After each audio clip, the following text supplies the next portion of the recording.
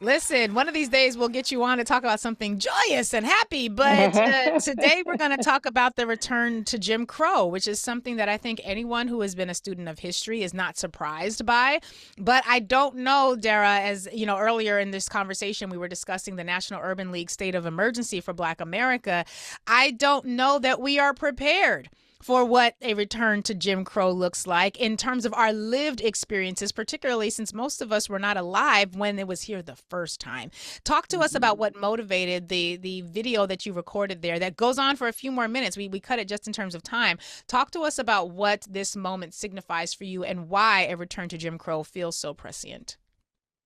Well, I think, I believe I made that video coming off of a conversation with Dr. Jason Johnson, who is a host on MSNBC, and he kind of talks a little bit about this topic as well. And it just got me meditating on the idea of this being kind of a new Jim Crow era, being that we've come off of, a time period with the Obama presidency of great optimism, I would say, and accomplishment. And I think a lot of us kind of took it for granted Mm. that we were just in a new era. As I said, after there's a 10-minute version of that video on my TikTok.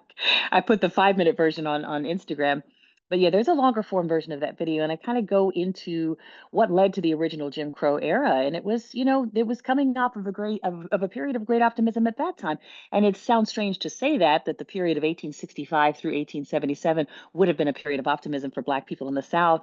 But if you think about what was being accomplished at that time, we were winning elected office. We were Congress people, and Black men had gotten the vote. The 13th and 14th and 15th Amendments had been passed. There was a lot that had been accomplished Mm. during that period, directly after slavery and through, the occupation, the Reconstruction period, where the North was occupying the South. And then when those forces were removed because of the Compromise of 1877 at that time, Yep.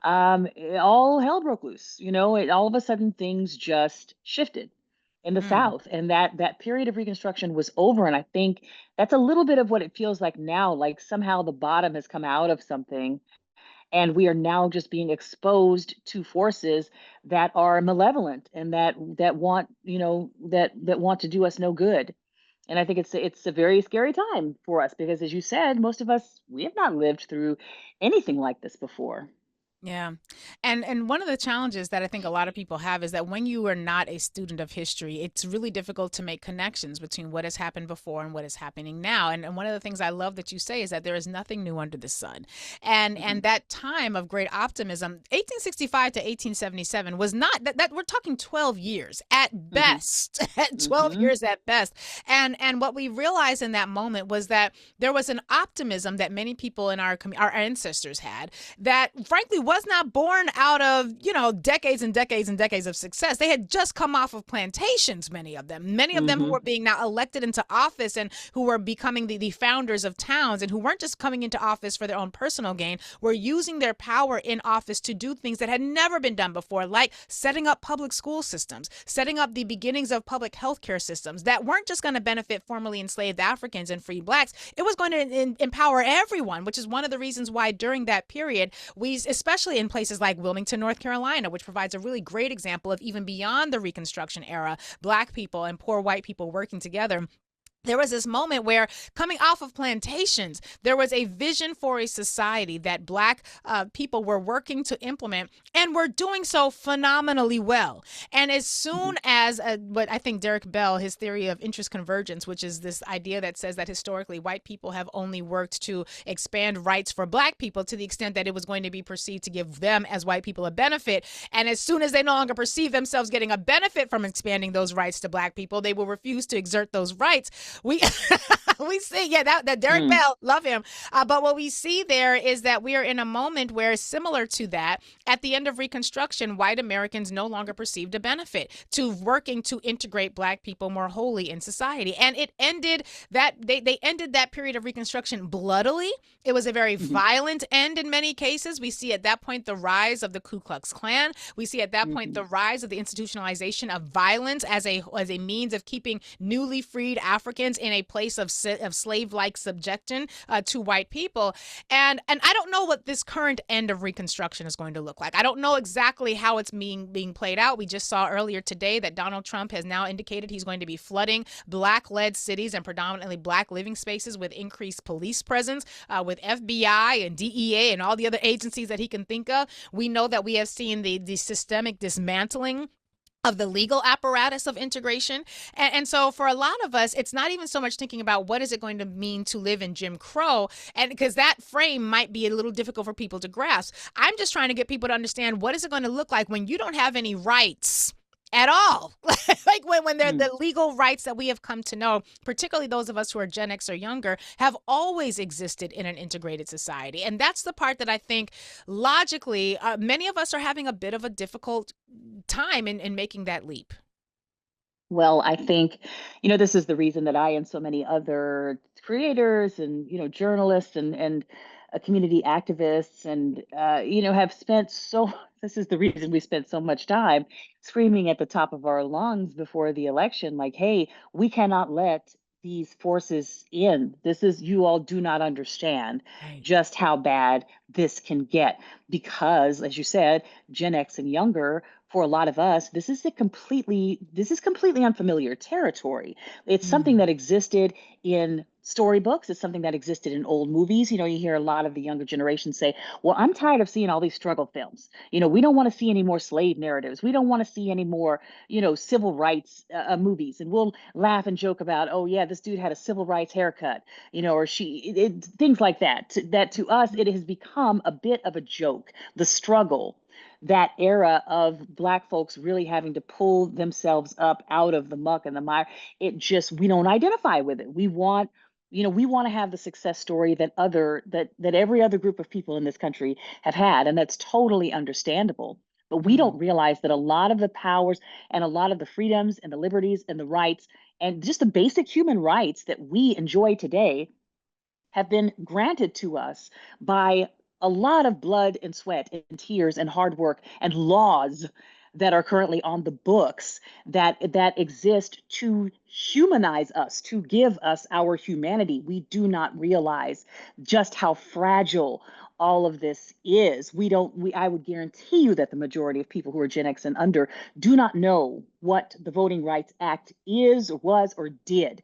We don't Mm. understand how devastating it is to see the Voting Rights Act being torn apart bit by bit. We don't even understand why it's important. We're just ignorant. That is the curse, a quote unquote curse, of this generation, is that we don't know our history, and so we are repeating it, unfortunately. Mm. And that power to avoid the repetition of history has always been in our hands. And this is the reason I get so upset when I hear people blaming lawmakers, legislators, Democrats, the Democratic Party, those in power. It's like, no, this has always been in our hands. It has Right. been ours to hold on to, or to, and we are failing that test right now.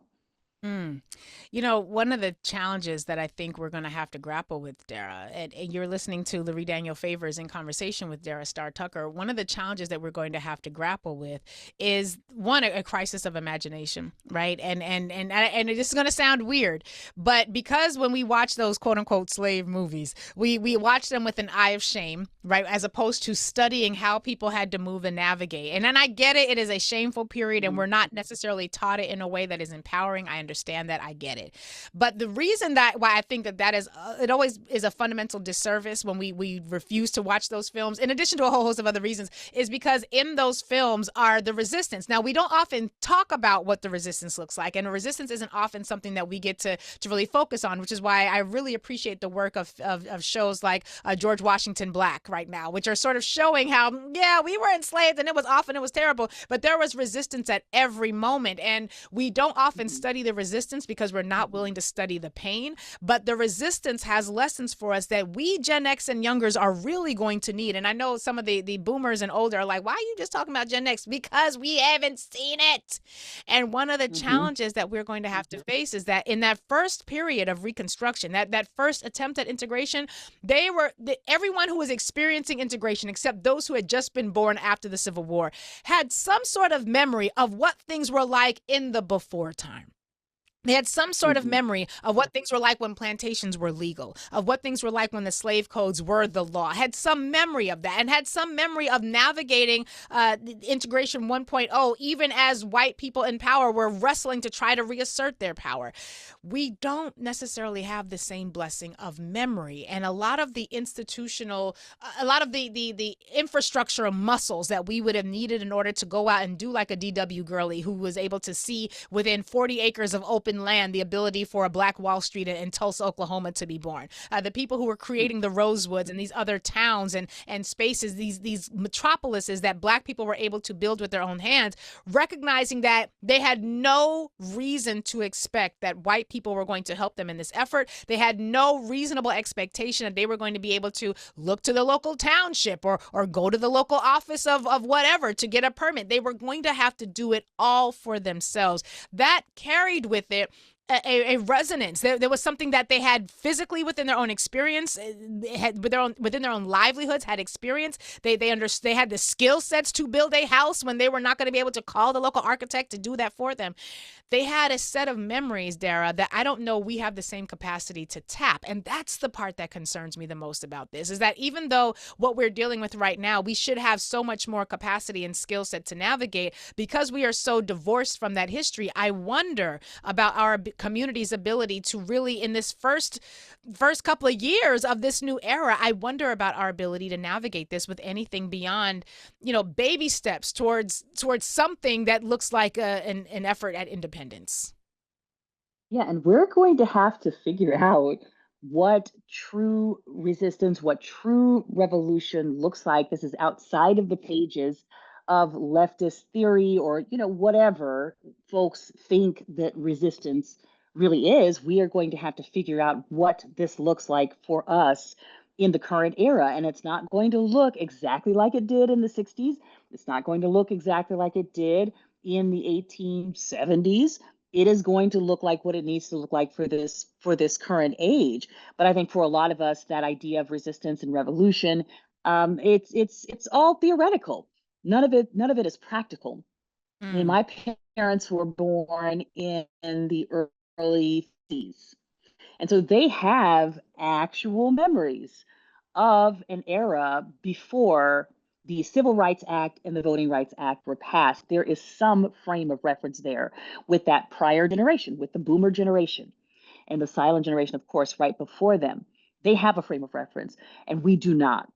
And we need to really understand that naivete exists with us, meaning the practical reality, living through the practical reality, your rights being stripped. I mean, I think we have just gotten into such a habit of complaining about there having been no progress. And it really has been one of the most infuriating things for me to listen to, as someone who really does a lot of work around social justice and who does a lot of work around educating people about historic realities of social justice movements. For us to so just flippantly and flagrantly say, oh, there's just been no progress. We have not moved forward since the civil rights era. I understand we have not moved forward as we should have, but to say there's been no progress, I think that's always felt like a slap in the face, from my estimation, to our ancestors, to our forefathers who fought so hard to achieve the incremental progress that we even have achieved. And so, I think right now we are in the position of having to learn a very, very, very crucial lesson that we will not soon forget. We won't forget this, and we will have our own point of reference for, the next 50 years to say, hey, this is how bad it can get, and this is why we continue to fight.